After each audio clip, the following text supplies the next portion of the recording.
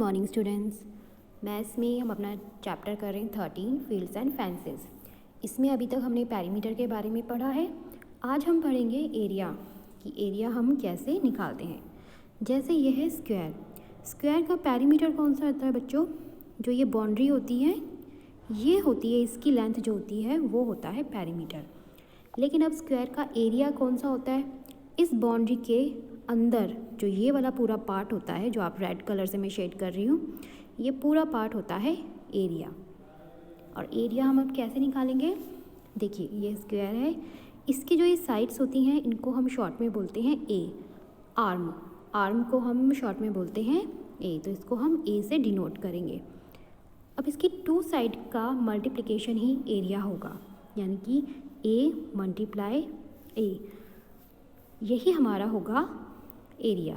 जैसे मान लीजिए जो हमारा एक का आर्म है, ये जो स्क्वायर है इसकी जो साइड है इसकी लेंथ है 3 सेंटीमीटर, तो इसकी भी 3, इसकी भी 3 और इसकी भी 3, तो इसका एरिया कैसे निकालेंगे?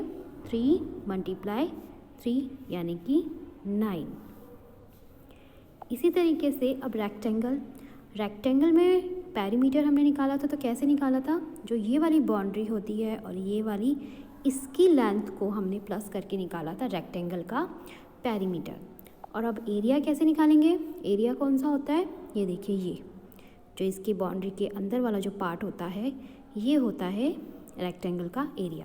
और रेक्टेंगल का एरिया कैसे हम निकालते हैं? देखिए रेक्टेंगल में क्या क्या होता है, एक तो लेंथ होती है, ये लेंथ, और होती है ब्रेथ।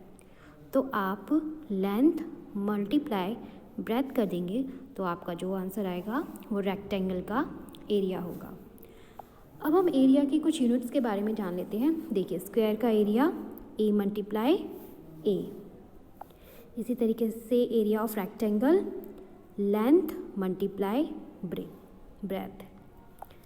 अब यूनिट्स ऑफ एरिया, एरिया की क्या यूनिट्स होती हैं? अगर जो भी शेप होती है जिसका हमें एरिया निकालना है, अगर वो सेंटीमीटर में दिया हुआ है तो हम यूनिट क्या लिखेंगे? Centimetre square. और अगर वो मीटर में दिया हुआ है तो हम बोलेंगे मीटर स्क्वायर।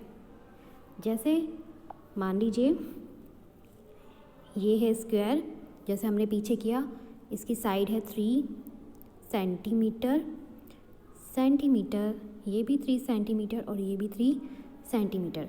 तो हमें एरिया निकालना है तो हम क्या करेंगे? 3 सेंटीमीटर मल्टीप्लाई 3 सेंटीमीटर, तो 3 3 9। अब सेंटीमीटर को भी सेंटीमीटर से मल्टीप्लाई करते हैं तो आ जाएगा सेंटीमीटर स्क्वायर।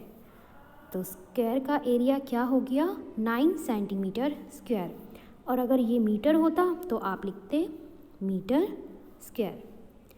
इसी तरीके से आपको ये निकालने हैं स्क्वायर की, ये स्क्वायर की साइड्स दी गई हैं, आपको इसका एरिया निकालना है। जैसे फर्स्ट में देखिए मैं बताती हूँ, 2 सेंटीमीटर स्क्वायर क्या हुआ, यानी कि ये शेप और इसकी सारी साइड्स इक्वल होती हैं, यानी कि ये भी 2 सेंटीमीटर, ये भी 2 सेंटीमीटर, ये भी 2 सेंटीमीटर, ये भी 2 सेंटीमीटर। तो बस 2 सेंटीमीटर मल्टीप्लाई 2 सेंटीमीटर, तो आ गया आपका 4 सेंटीमीटर स्क्वायर। तो आपका आंसर आएगा 4 सेंटीमीटर स्क्वायर। इसी तरीके से ये आपको सारे क्वेश्चंस करने हैं अपनी कॉपी में साफ साफ। Okay, good luck.